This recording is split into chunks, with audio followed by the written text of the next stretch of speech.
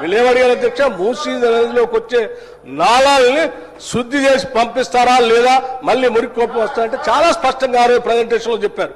మూసీ నదిలోకి వచ్చే ప్రతి నాళాకి ఎస్టీపీలు పెట్టి వాటన్నిటిని శుద్ధి చేసిన తర్వాతనే ఆ నీళ్లను మూసీ నదిలో వదులుతామని చెప్పి ప్రజెంటేషన్ లో చాలా స్పష్టంగా ఆ రోజు వివరించడం జరిగింది.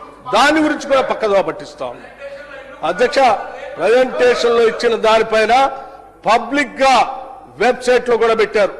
అందులో ఏమైనా మీరు సలహాలు సూచనలు ఇద్దామనుకుంటే ఇవ్వండి అని చెప్పారు.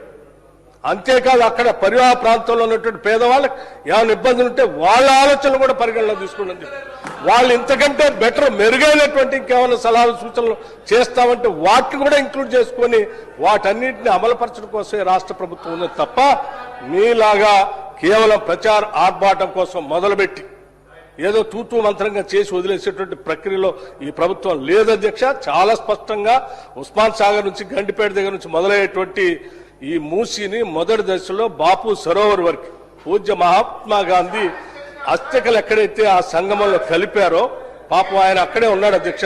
సత్యమేవ జయతే. ఆయన అందరు కోరుకునేది ఎప్పుడు కూడా ఒకటే, మనం తీసుకునే ప్రతి నిర్ణయంలో అత్యంత పేదవాడు కన్నీళ్లు మనం తూడుస్తున్నామా లేదనేటువంటి ఆలోచన చేయండి అని చెప్పాడు. అందుకే ఈరోజు మూసీ ప్రక్షాళన జరిగేటువంటి కార్యక్రమంలో భాగంగా బాపూజీ ఘాట్ ని అక్కడ గాంధీ సరోవర్ గా పేరు మార్చడం కాదు, ఆయన ఆలోచన చేసినట్టుగా అత్యంత పేదవాడు కన్నీళ్లు తూడుస్తూ వాళ్ళకి ఆ శుభ్రం చేసినటువంటి హైజీనిక్ కండిషన్స్ లో అభివృద్ధి చేస్తున్నటువంటి మూసీ పరివాహ ప్రాంతంలో వాళ్ళ భాగస్వాములు చేసేటువంటి ప్రక్రియ ఈరోజు రాష్ట్ర ప్రభుత్వం చేస్తా ఉంది. దీన్ని అభినందించవలసిందిగా నేను వారిని కోరుతా ఉన్నాను.